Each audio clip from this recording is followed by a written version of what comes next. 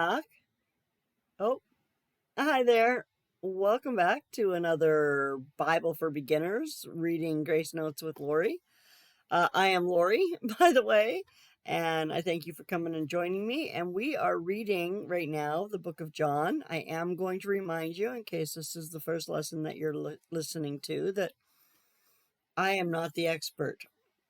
This is the first time I have ever studied the book of John. The notes that I am using are from Grace Notes and were created by Daniel Hill, who has a PhD, I'm assuming, in religious study. And he works with my uncle, Warren, who developed Grace Notes. And yeah, if you want to know more of that, go back to like the first video or something in this series. Anyway, we're going to jump right into the Gospel of John, chapter 3. So let's pop that up. There it is. I think I'm just going to leave that there just because I noticed that my words sometimes get messed up and it is quite distracting. So I'm just going to leave that there and I'm going to pop over here. And so it starts off, remember the closing verses of chapter 2. So in John chapter 2, verses 24 and 25, but Jesus, on his part, was not entrusting himself to them, for he knew all men.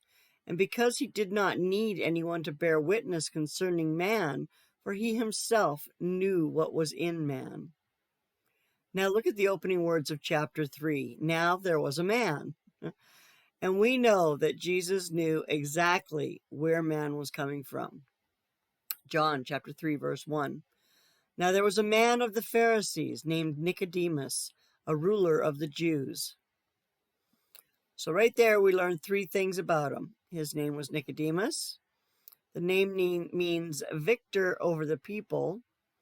And secular sources identify him as Nicodemus Ben Gurion, the brother of Josephus, which is very interesting. If you don't know who Josephus is, you should look at him a little bit. He wrote a lot of historical documents at this time, and historic documents, not religious documents, historic documents. Anyway, back to Nicodemus. He was a Pharisee, the religious separatists who developed out of the ranks of the scribes. They saw themselves as the custodians of truth and the law. At the time of Christ, they numbered about 6,000. And he was a ruler of the Jews, a member of the Sanhedrin, and later a defender of Jesus before the Sanhedrin in John chapter 7, verses 45 to 52. The Sanhedrin was the council of 70 men who were responsible for religious decisions and some civil rule under the authority of Rome. From other sources, we also find that Nicodemus was one of the 3 wealthiest men in all of Jerusalem. It was not until the crucifixion that he publicly made known his faith in Christ. Because he assisted in the burial of Christ, he was stripped of his position and wealth and expelled from Jerusalem. His later years were spent being persecuted because of his relationship with Jesus Christ. John chapter 3, verse 2. This man came to him by night and said to him, Rabbi, we know that you have come from God as a teacher, for no one can do these signs that you do unless God is with him. There are 3 possible reasons that Nicodemus came to interview Jesus at night. 1, night was a normal time for meeting in the Near East then, and even now, so this was not unusual. Some suppose that Nicodemus chose a time when he and Jesus could talk without interruption, and that night best suited this purpose. But most likely, it was because of fear of reprisal from the Pharisees and the entire Sanhedrin that caused Nicodemus to come at night. I, being Daniel, who wrote this, favor the last position because later on in John chapter 7, verses 50 and 51, he defends Jesus, but only in a legal sense, never mentioning to the council that he had talked with him. Also, in every mention of Nicodemus in the Bible, We see also the reminder that he was the one who came to Jesus at night. Thus, this was seen as unusual and out of the ordinary, and something that was important enough to mention. That the one who once was in so much fear of even talking with Jesus would later insist in the embalming and burial of Lord Jesus Christ, making himself unclean for the Passover and a curse to the other Pharisees, Nicodemus makes some interesting statements. He calls Jesus a rabbi. This was a common title of respect for anyone who taught the scriptures. So much so that Jesus later prohibited the use of this title in Matthew 23, verse 8, saying, "We only have one teacher, and that is the Lord Jesus Christ." We know. This is a plural indicating that Nicodemus is speaking for more than just himself. Perhaps there were other Pharisees who were curious about Jesus. The word know is oida, which refers to a very complete and confident knowledge. You have come from God. He is attesting to divine origin without attesting to deity itself. A teacher. This is didaskalos, which refers to someone who has prepared contents and has as his intention a change in the one who hears. For you see, none can do these signs except God is with him. Now, Nicodemus says a lot of things, but he never really nails the issue. He never really says that he believes that Jesus is God, that Jesus is the Messiah. He believes a lot about Jesus, but he doesn't express faith in Jesus as the Son of God. John chapter 3, verse 3. Jesus answered and said to him, "Truly, truly, I say to you, unless one is born again, he cannot see the kingdom of God." Jesus is listening to what Nicodemus has to say and recognizing that he is going around the issue. So he brings the discussion to the issue, eternal life. On any number of occasions in the gospel, we see Jesus giving an answer to questions that were not asked. Here is an instance of that. Nicodemus did not ask about eternal life. He did not ask about the kingdom of God, but everything he did and said indicated that there was a desire to understand, a desire to learn. Jesus used his gift and ability to discern what Nicodemus was really asking and answered the unasked but more important question. The principle here is that Jesus cuts through the smoke and gets down to the real issues of life. Often, what we say, even what we ask, is a smokescreen, hiding what we really mean and even hiding what we really need. The Word of God, the written Christ, reveals the true needs of our lives. A very humanistic approach to life sees man as being of need who seeks to satisfy his need. But as soon as one need is satisfied, another appears in its place. So man works, man lives to satisfy his never-ending needs, and the process is unrelenting and continues from birth to death. It is in response to Nicodemus's question that we have the first extended message by Christ in the book of John. The first, but not certainly the last.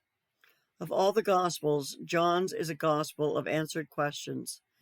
Even the simple phrase that begins, "Jesus answered," is found 50 times in John, more than in all 3 other Gospels combined.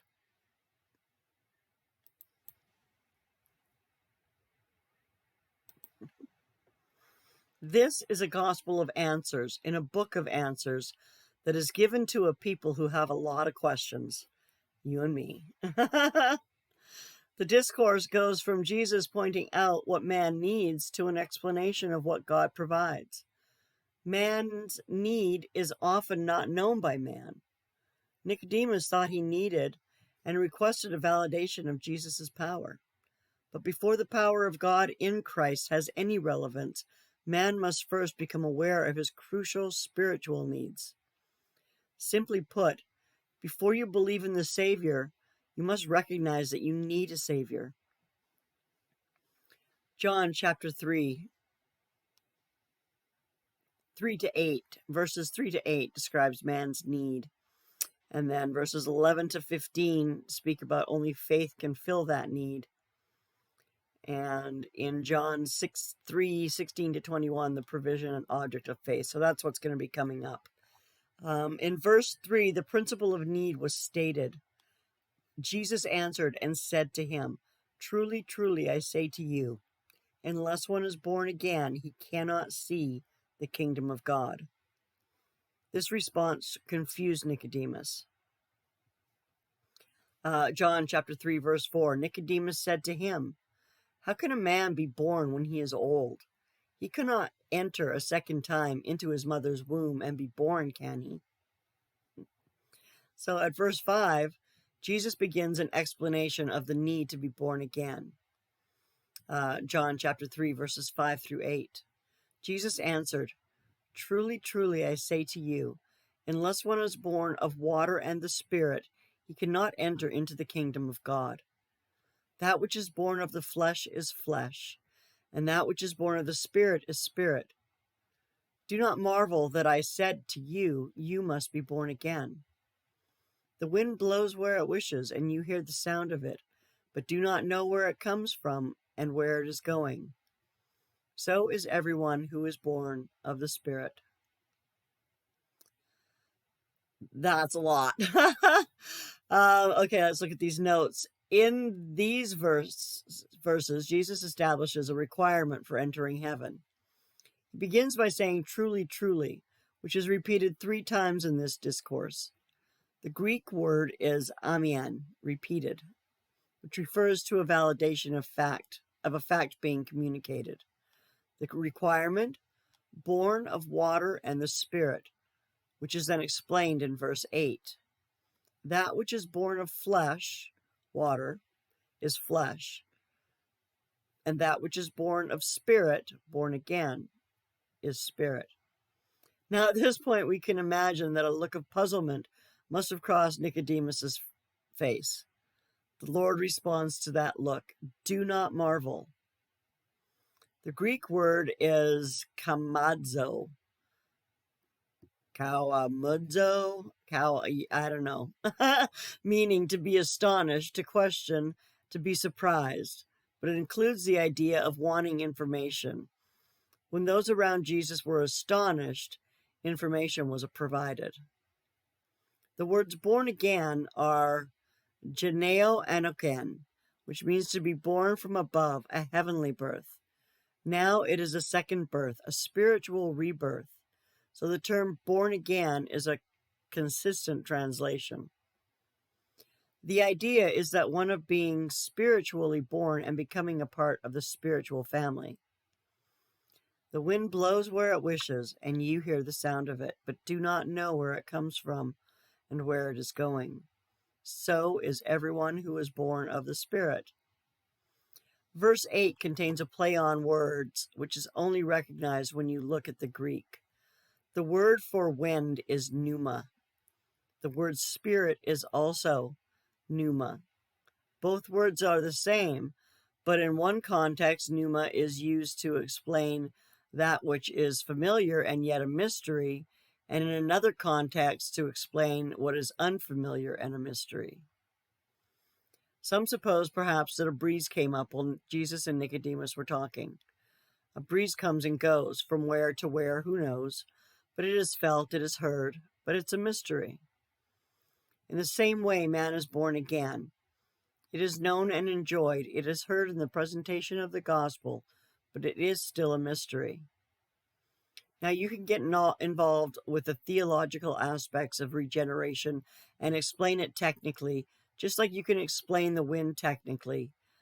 But that's not the whole picture, is it? The real focus of these verses is that man has a need, and although that need is not understood, it can be experienced, and the solution to that need, the fulfilling of that need, is only going to be met by the work of the Spirit. We're going to keep going. John chapter 3, verse 9. Nicodemus answered and said to him, "How can these things be?" This seems to be more a statement of frustration than anything else. Here is a man who for his whole life has strived for spiritual perfection, who has studied and lived the Talmud, who has risen to the highest position of religious stature in his community, in his whole nation, and now he is being told by an itinerant rabbi that he has a need that is not only unfulfilled, but cannot be fulfilled by anything he has done. I have seen that look of frustration on the faces of believers who are moved out of their comfort zones and brought face to face with the idea of a personal daily walk with Christ. The believer who hears that their legalism doesn't work, that the amounts of their giving won't cut it, that all their ritual without any reality is just fantasy. Even good things like notebooks full of doctrine are not going to fill that crucial need that they have of having a personal relationship with the God who created us. Jesus answers Nicodemus with sarcasm. John chapter 3, verse 10. John answered and said to him, "Are you a teacher of Israel and do not understand these things?" We might wonder why Jesus came back at Nicodemus with such sarcasm, but it has a purpose. It is sanctified sarcasm. It is intended to get Nicodemus to stop depending upon what he is and instead to depend on God's plan in Christ. For know, Jesus uses a simple word, gnosko. He is saying that Nicodemus doesn't even understand academically, much less to the point of any spiritual application. In John chapter 3, verses 11 to 15, Jesus tells us what it will take to fulfill the need to be born again.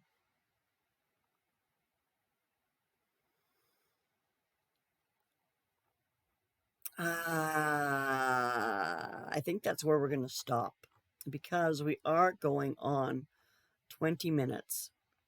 And so we are going to come back next time and we will start with John chapter 3, verse 11 to 15. And we will learn what it takes to fulfill the need to be born again, because that is vitally important. So let me just turn this off really quickly and come back in and say thank you for joining me. That was a lot of information there. I know I'm going to have to go back through and probably listen to this again, but wow. It really is quite something to see the historical context of what was going on when Jesus was on the earth, and to understand the political and the religious infighting and stuff that was going on at that time really brings a lot of sense to what happened to our Lord. Anyway, I'm going to stop philosophizing and say thank you very much for joining me. I really do appreciate every minute that you come in and spend with me.